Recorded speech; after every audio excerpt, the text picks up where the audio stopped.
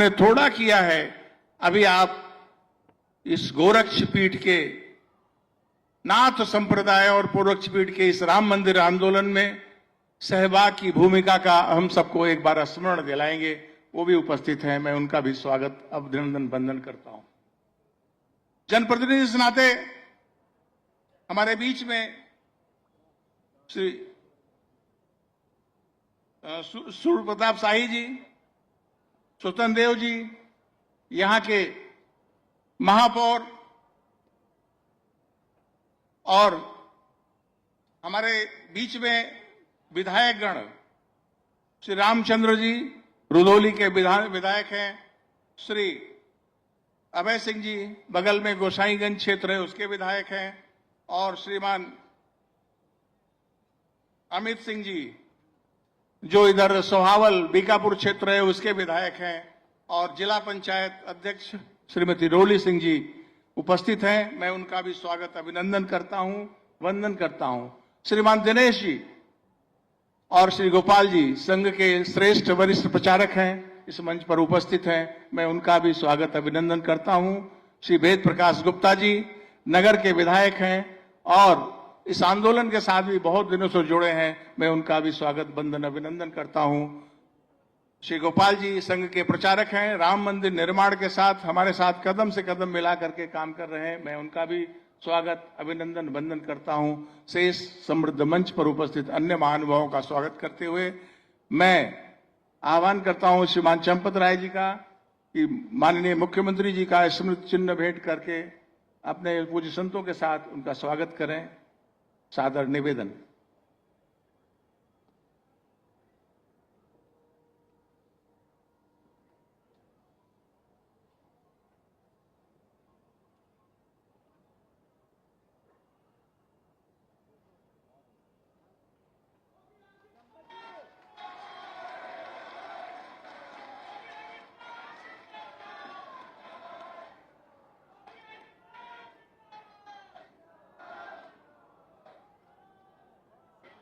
हाँ, हाँ।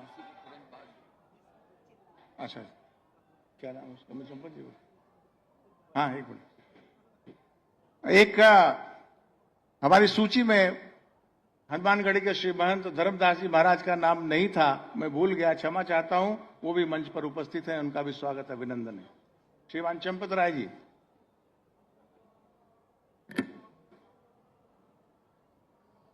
हमारे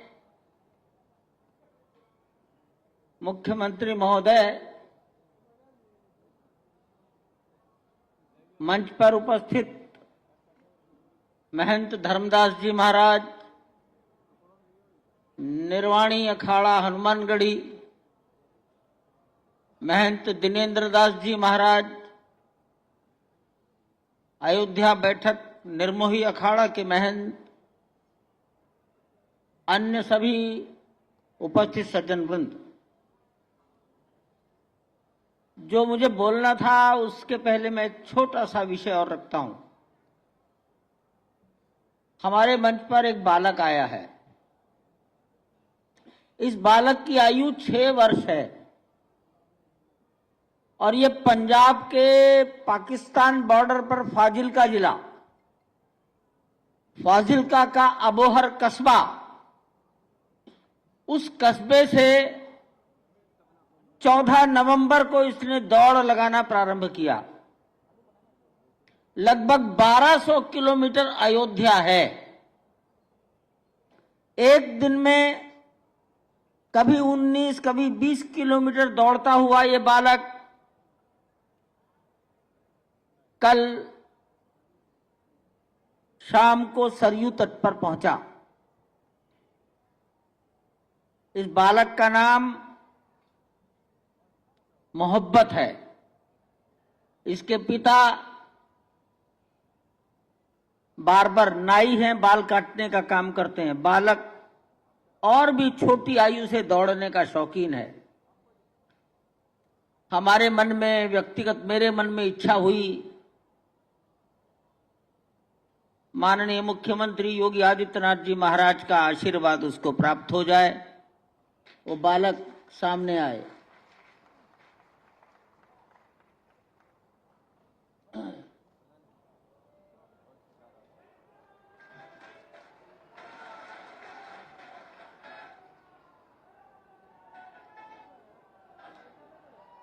अभी भी कार सेवकपुरम से दौड़ लगाकर ही यहां तक आया है।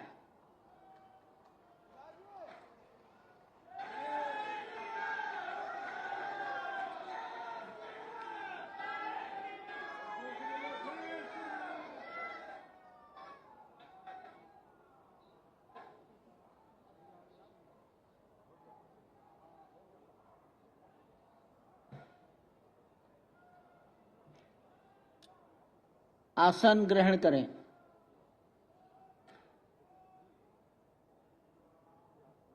सज्जनों, गोरक्षपीठ या गोरखनाथ मठ या नाथ परंपरा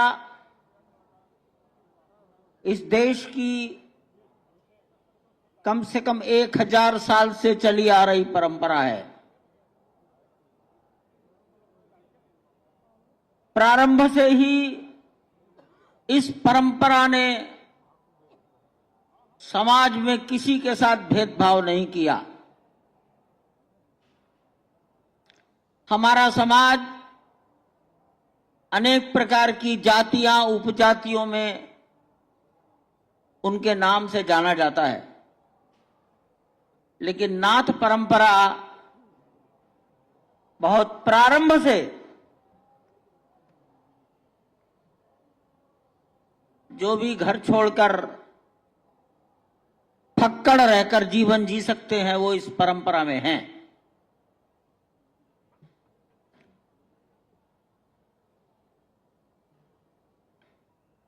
इनका काम क्या था?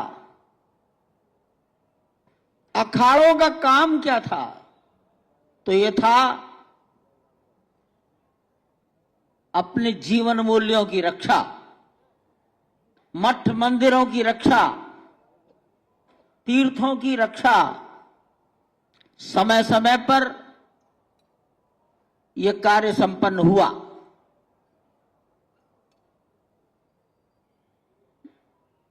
उन्नीस में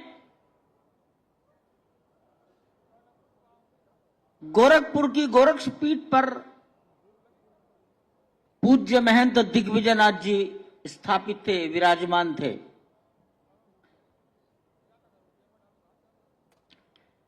उन्होंने उस कठिन काल में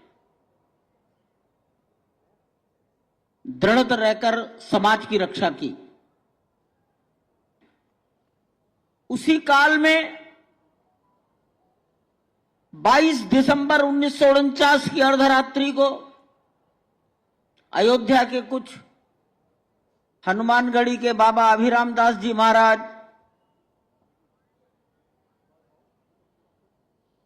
कुछ और संत, यहां के कुछ नौजवान, उन्होंने उस 3 गुंबदों वाले ढांचे को अपने कब्जे में ले लिया था। 22 दिसंबर 1949। इसके पीछे एक नेतृत्व चाहिए, एक समर्थन चाहिए, संबल चाहिए। तो वो संबल था उस समय, उस काल में पूज्य महंत दिग्विजयनाथ जी महाराज का। हमने तो उस काल में उनका दर्शन करने का अवसर नहीं मिला आयु के कारण, लेकिन हमने महंत अवैधनाथ जी को भरपूर 1984 के बाद इस आंदोलन से जुड़ा, सक्रिय रहा, उनके विचारों को सुना। एक तो प्रत्येक बैठक में वो आते थे, हर निर्णय में सक्रिय भूमिका निर्वाह करते थे। मैंने अनेक बार पूज्य महंत अवैधनाथ जी महाराज के मुखारविंद से सुना कि ये जब मैं आता हूं अयोध्या, 3 गुंबदों को देखता हूं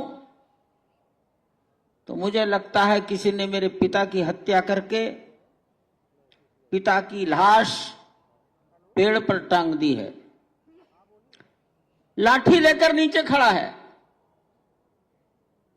चुनौती दे रहा है, हिम्मत हो तो इस लाश को उतारकर अंतिम संस्कार कर लो। महंत अवैधनाथ जी महाराज कहा करते थे, 500 साल से लाश पेड़ पर टंगी है, ऐसी दर्द भरी दास्तान वो बोलते थे और हम जैसे नौजवान लड़के सुनते थे।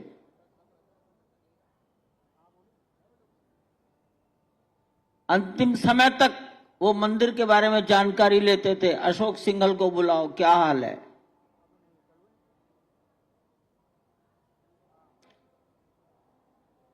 परंपराएं जब चलती रहती हैं तो एक पीढ़ी में आकर वो अपने जीवन का लक्ष्य प्राप्त कर लेती है। यही राम जन्मभूमि के साथ हुआ और यही गोरक्षपीठ के साथ हुआ। मेरे मन में, मैं अनिल जी, जब 2-4 लोग हम ट्रस्ट के बैठते हैं तो सहज मन में आता है,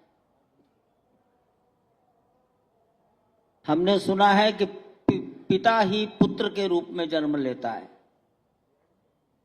तो शायद दिग्विजय नाथ जी ने ही योगी आदित्यनाथ जी के रूप में अवतार लिया है।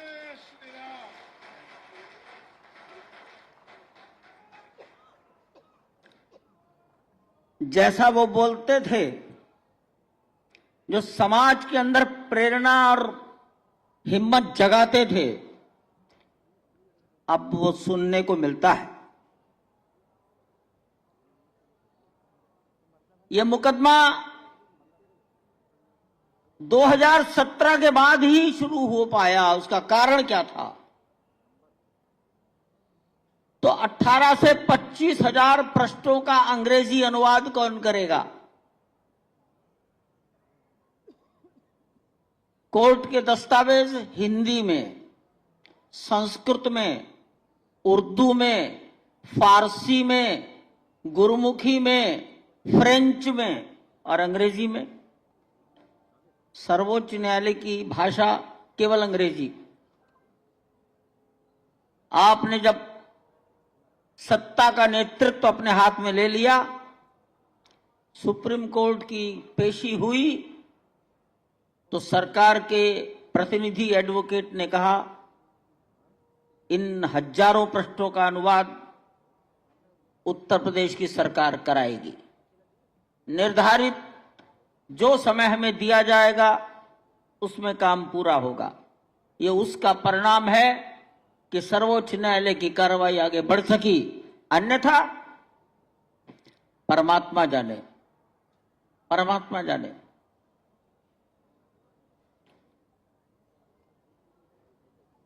मैं, ये तो पता लग ही गया कि हम चाहते हैं कि भारतीय कालगणना के अनुसार भारत में त्योहार होते हैं, तो प्राण प्रतिष्ठा का दिवस भी भारतीय कालगणना के अनुसार हो। भारतीय कालगणना में पौष शुक्ल द्वादशी, उस दिन भगवान विष्णु ने कूर्मा अवतार लिया था, कूर्म के रूप में, कूर्म जयंती है वो। और एक दिन पहले वो बैकुंठ एकादशी कही जाती है। ऐसे पवित्र दिन हम ये कार्यक्रम किया करेंगे। पहली बार सोचा है 3 दिवसीय कार्यक्रम, आपसे निवेदन किया, आपने स्वीकार किया। आपको ही मुख्य रूप से यहां पर अपनी भावनाओं का प्रकटीकरण करना है। समाज का हिम्मत, उत्साह बना रहे, निरंतर बना रहे, यह हम सबकी इच्छा है। मैं इन शब्दों के साथ अपनी बात को यहीं विराम देता हूं। आप सबको मेरा बारंबार प्रणाम। माननीय मुख्यमंत्री महोदय के श्री चरणों को मेरा प्रणाम।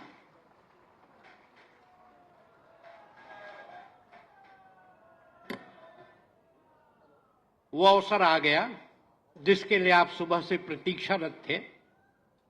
आपके और माननीय मुख्यमंत्री जी के बीच बाधा न बनते हुए मैं सीधा माननीय मुख्यमंत्री से विनम्र अनुरोध करता हूं कि मंच पर आएं और अपनी वाणी से हमें कृतार्थ करें।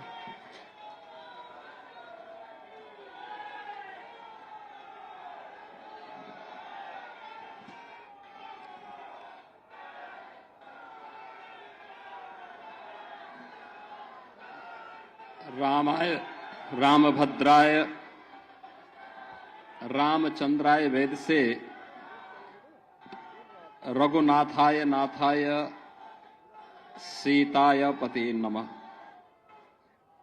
मेरे साथ बोलेंगे, बोलिए सीताराम भगवान की, सीताराम भगवान की, भक्त वत्सल भगवान की, हनुमान जी महाराज की, श्री हनुमान जी महाराज की, सरयू मैया की, सरयू मैया की, नमः पार्वती पतिये हर हर।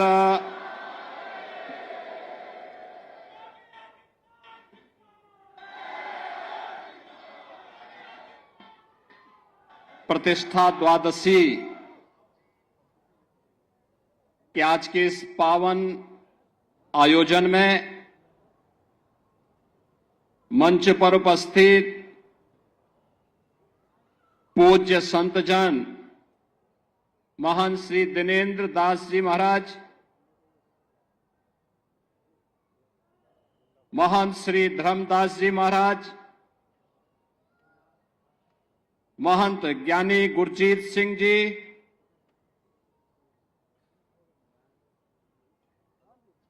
श्री राम जन्मभूमि तीर्थ क्षेत्र न्यास के महामंत्री सम्मानित श्री चंपत राय जी, विश्व हिंदू परिषद के हमारे केंद्रीय पदाधिकारी माननीय श्री दिनेश जी, उत्तर प्रदेश सरकार के मंत्रिमंडल के मेरे सहयोगी प्रभारी मंत्री अयोध्या श्री सूर्य प्रताप शाही जी, जल शक्ति मंत्री श्री स्वतंत्र देव सिंह जी, महापौर महंत गिरीशपति त्रिपाठी जी, जिला पंचायत अध्यक्ष श्रीमती रोली सिंह जी, माननीय विधायकगण श्री वेद प्रकाश गुप्ता जी, रामचंद्र यादव जी, अमित सिंह चौहान जी, अभय सिंह जी, उत्तर प्रदेश सरकार के सलाहकार श्री अवनीश अवस्थी जी, श्री राम जन्मभूमि तीर्थ क्षेत्र के सदस्य श्री अनिल मिश्र जी, गोपाल जी, तीर्थ क्षेत्र ट्रस्ट से जुड़े हुए सभी पदाधिकारीगण और भारी संख्या में प्रतिष्ठा द्वादशी के शुभ आयोजन के साक्षी बन रहे देश के कोने कोने से आए हुए सभी पूज्य संतजन, भक्तजन और उपस्थित बहन और भाइयों, मैं सबसे पहले आपको, पूरे प्रदेशवासियों को, पूरे देशवासियों को और हर राम भक्त को प्रतिष्ठा द्वादशी की हृदय से बधाई देता हूं। उन सबके प्रति, आप सबके प्रति अपनी मंगलमय शुभकामनाएं भी व्यक्त करता हूं। हिंदू पंचांग के अनुसार आज ही के दिन ठीक 1 वर्ष पहले देश के यशस्वी प्रधानमंत्री आदरणीय श्री नरेंद्र मोदी जी के कर कमलों से 500 वर्षों का इंतजार समाप्त करते हुए श्री राम जन्मभूमि पर प्रभु श्री राम लला का मूर्ति प्राण प्रतिष्ठा का कार्यक्रम संपन्न हुआ था और इसीलिए 1 वर्ष पूर्ण होने के उपलक्ष्य में हिंदू पंचांग के अनुरूप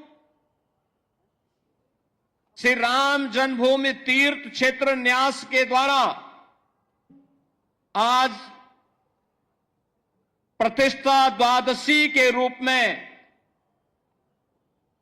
यानी पौष शुक्ल द्वादशी की इस पावन तिथि को आज प्रतिष्ठा द्वादशी के रूप में आयोजित करते हुए त्रिदिवसीय इस आयोजन का शुभारंभ किया गया है। स्वाभाविक रूप से 500 वर्षों का इतिहास और यह इंतजार, जिनकी दूरदर्शिता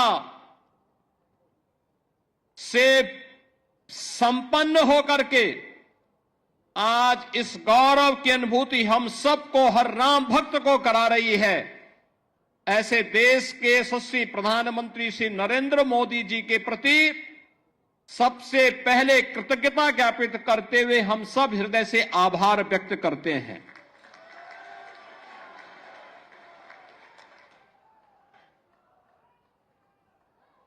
बहनों और भाइयों,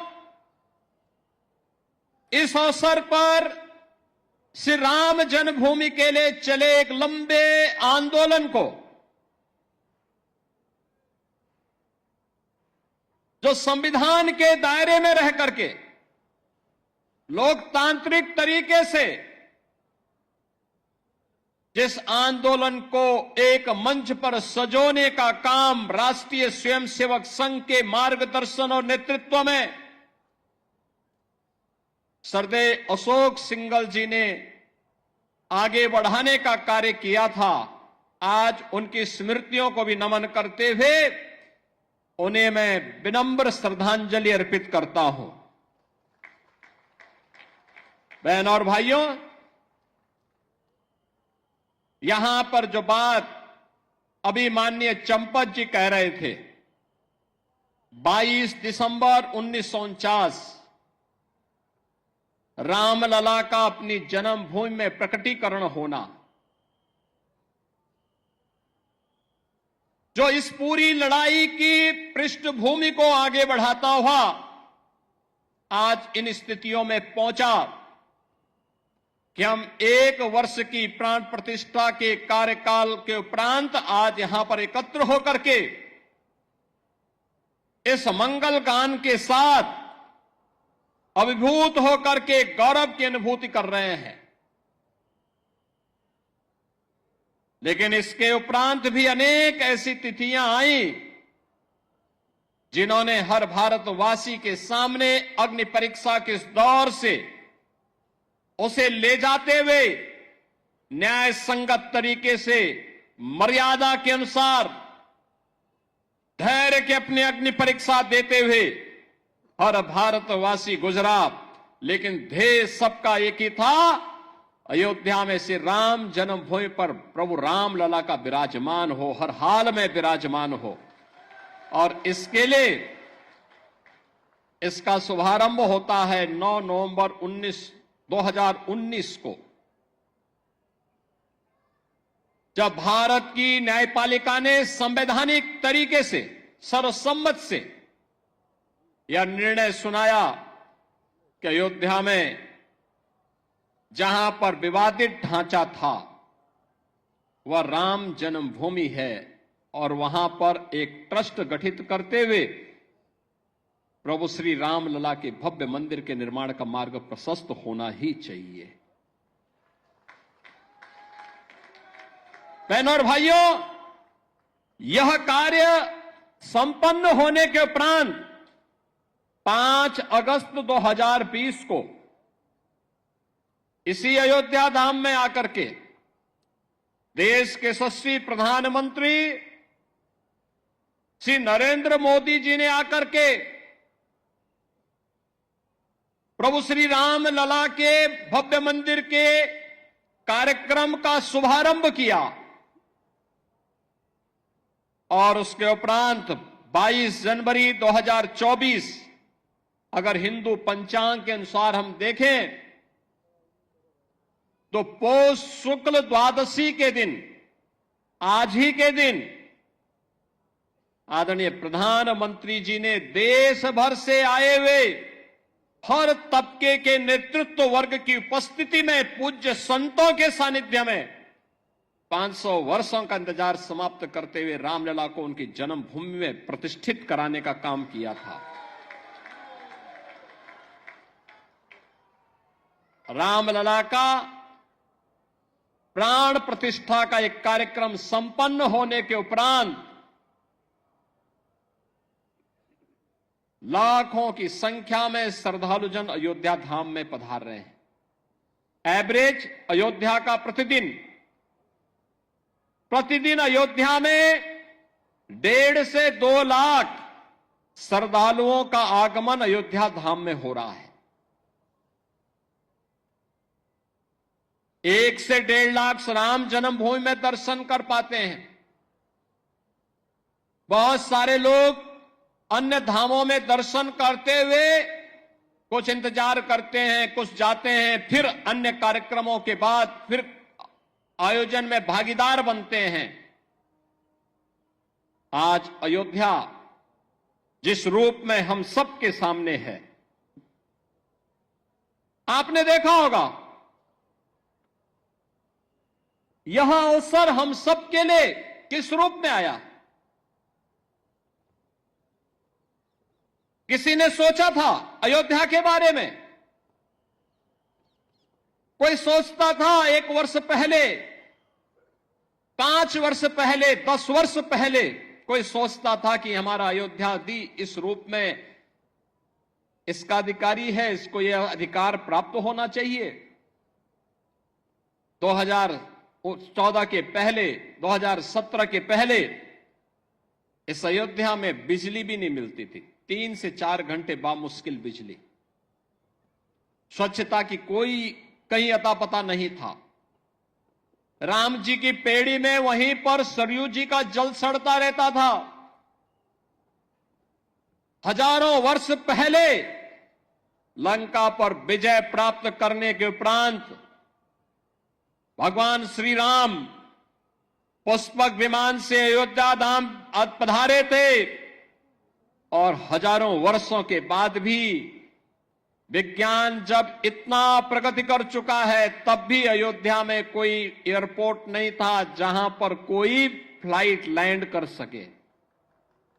लेकिन आज अयोध्या के पास अपना इंटरनेशनल एयरपोर्ट है। अयोध्या की सड़कें त्रेता युग का स्मरण करा रही हैं। 4 लेन, 6 लेन की सड़कें, सरयू मैया के घाट पूरे देश को अपनी ओर आकर्षित करते हैं। राम जी की पेड़ी, अब सरयू जी का जल वहीं पे सड़ता नहीं है, बल्कि एक ओर से आता है, दूसरी ओर से वापस सरयू मैया में लौट करके श्रद्धालुओं को पुण्य का लाभ प्रदान कर रहा है।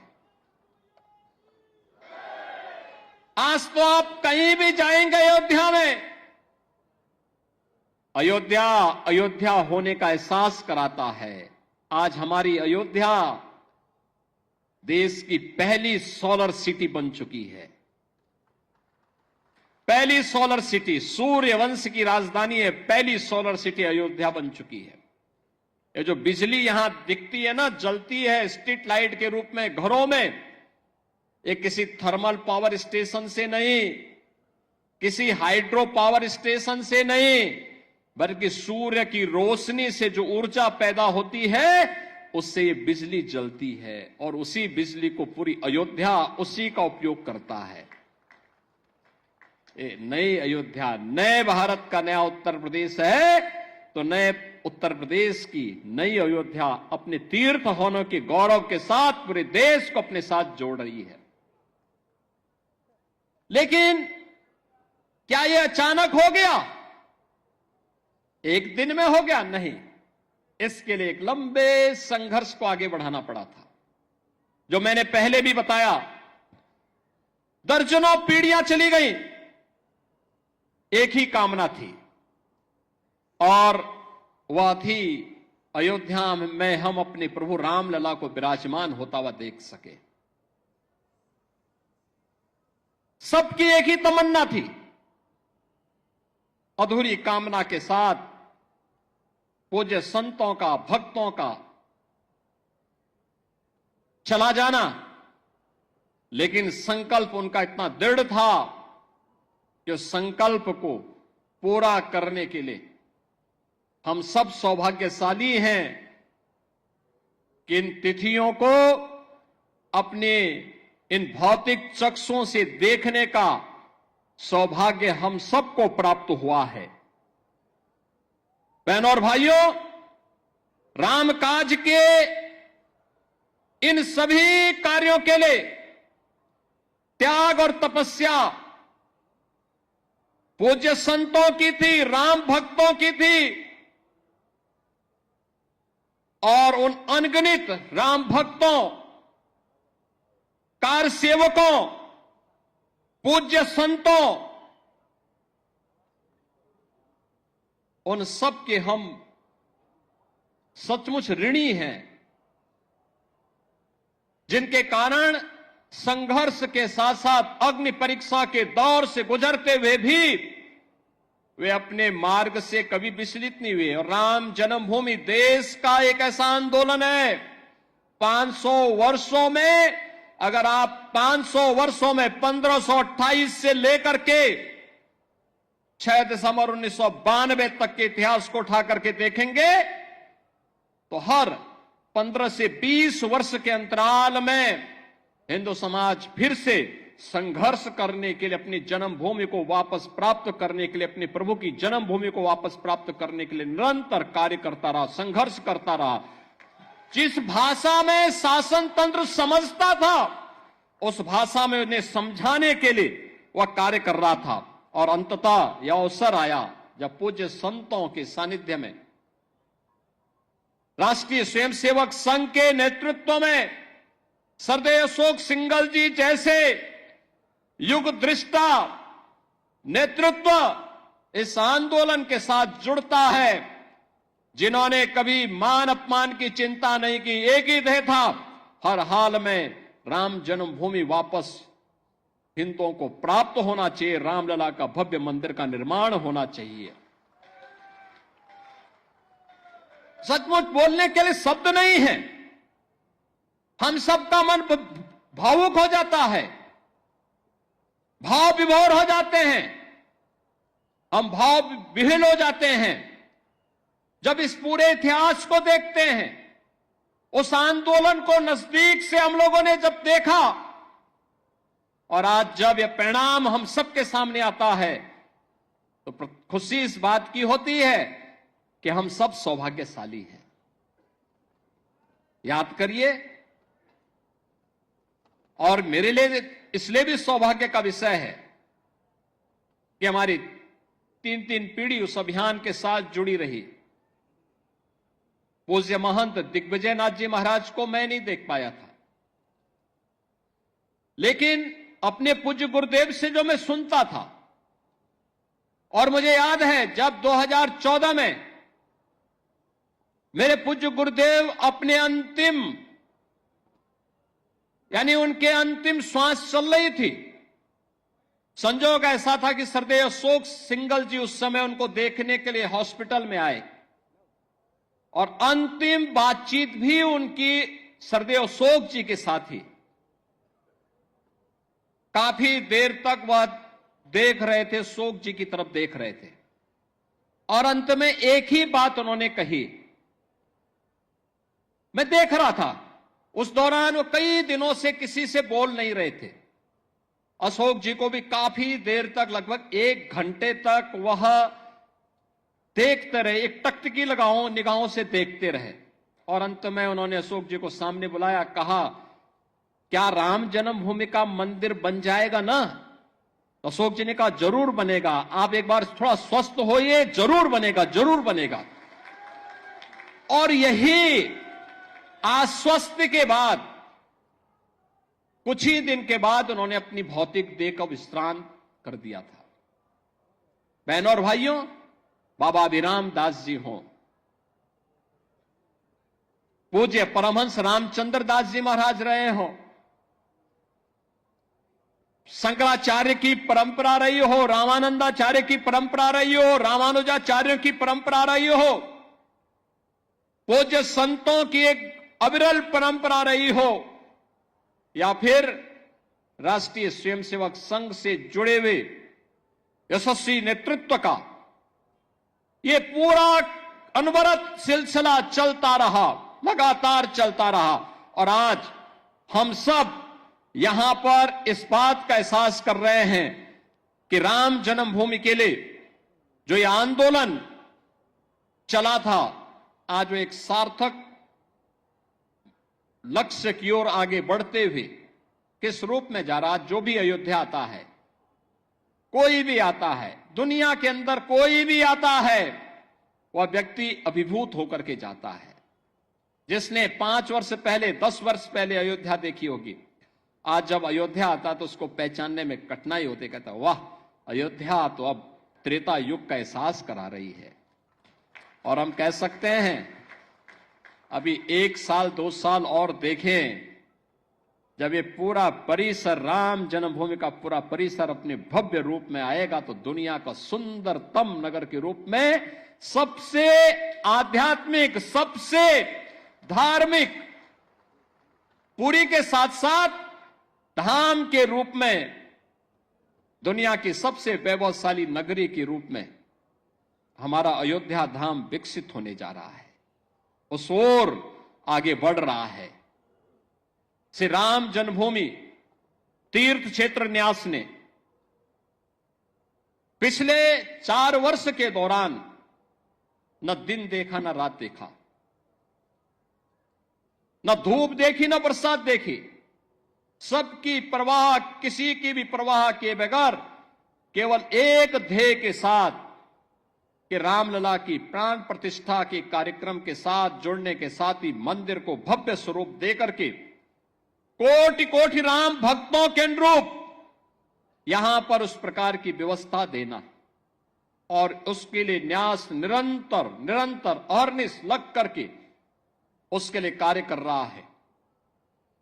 बहनों और भाइयों, भक्तों की इच्छा के अनुरूप भले ही वहां पर सुविधाओं को आगे बढ़ाने का काम जिस मजबूती के साथ चल रहा है, पूरा परिसर एक बार भव्य रूप में आ जाएगा तो सचमुच सनातन धर्म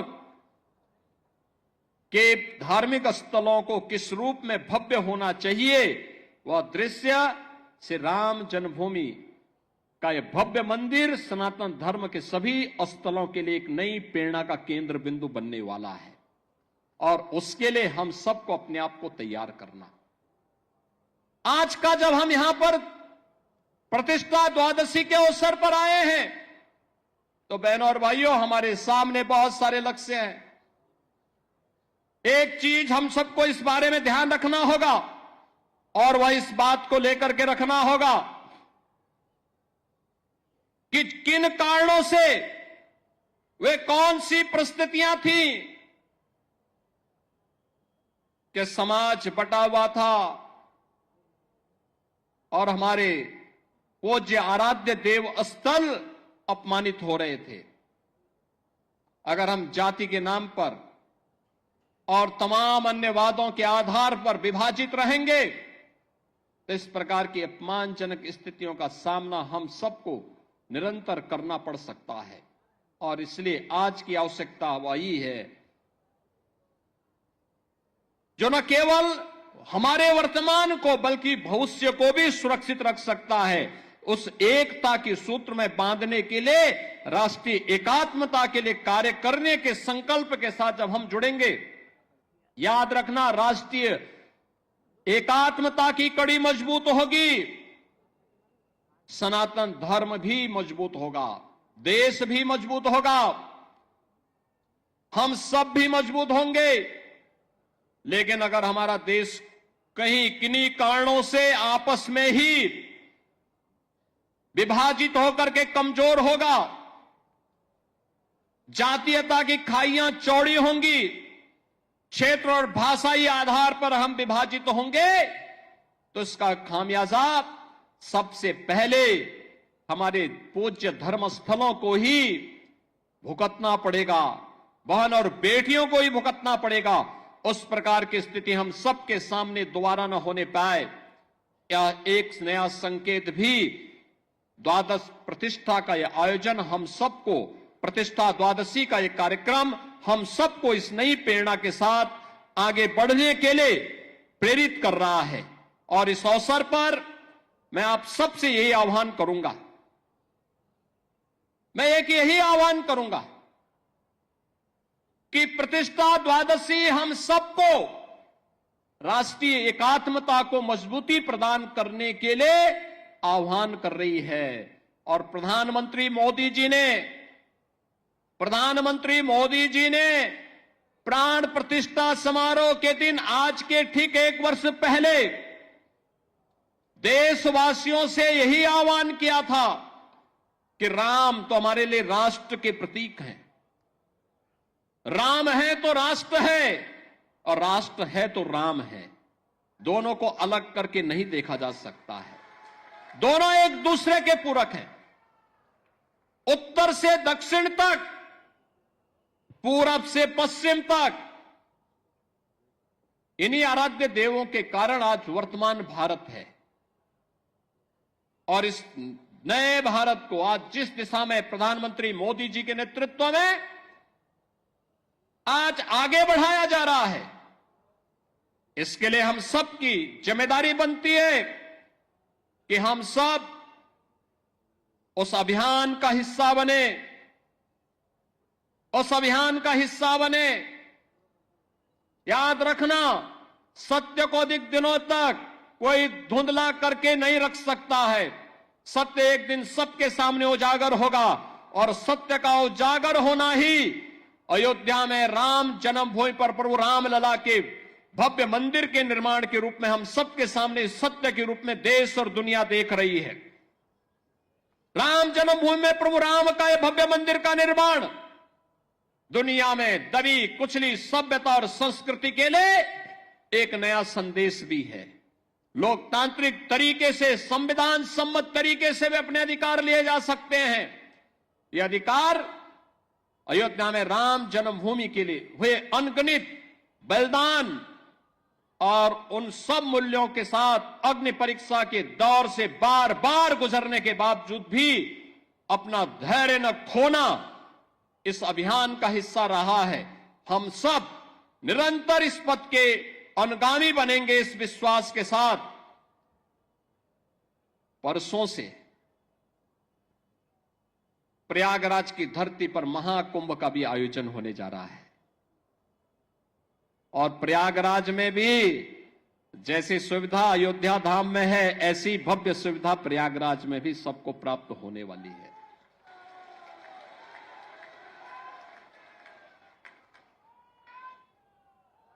हम लोग कल ही वहां से आए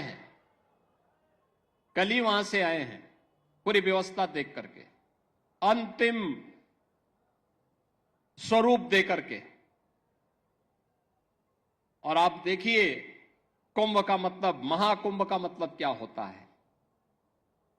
देखिए, श्रद्धावान लभते ज्ञानम, आपकी श्रद्धा है तो बुद्धि, ईश्वरीय शक्तियां अपने आप दे देती हैं। और वही आज आपको वहां पर प्रयागराज में देखने को मिल रहा होगा। प्रयागराज में जिस रूप में एक बार फिर से महाकुंभ का आयोजन, जिस भव्यता के साथ, जिस दिव्यता के साथ, आस्था और आधुनिकता के संगम के रूप में प्रयागराज की धरती में देखने को मिल रहा है, मैं आप सबसे भी कहूंगा, एक बार जाकर के त्रिवेणी में जाकर के, अयोध्यावासी तो मां सरयू का यहां पे स्नान करते होंगे, यहां पे मां सरयू का आशीर्वाद से यह कृपा तो उन पर बनी रहती है। संगम में जाकर के एक बार जरूर देखिएगा व्यवस्था कैसे होनी चाहिए, कैसे सिस्टम अपने आप पूरी व्यवस्था को आगे बढ़ाता है और सनातन धर्म का गौरव कैसे आगे बढ़ेगा। इन सब का एक मूर्त रूप आपको वहां पर भी देखने को मिलेगा। इस अवसर पर मैं आप सबको आज प्रतिष्ठा द्वादशी की आने वाले 14 जनवरी को मकर संक्रांति की और 13 जनवरी से 26 फरवरी तक महाकुंभ का जो आयोजन प्रयागराज की धरती पर आयोजित हो रहा है, इस पूरे आयोजन के प्रति भी मैं आप सबको हृदय से अभी से बधाई देता हूं, अपनी शुभकामनाएं देता हूं और विश्वास व्यक्त करता हूं कि आप भी प्रयागराज जाकर के एक बार त्रिवेणी में जरूर पावन संगम पे डुबकी लगा करके पुण्य के भागीदार बनेंगे। आप सबके प्रति मेरी मंगलमय शुभकामनाएं। श्री राम जन्मभूमि तीर्थ न्यास को आयोजन के लिए हृदय से धन्यवाद देते हुए अपनी वाणी को देता हूं विराम। मेरे साथ बोलेंगे जय जय सीताराम।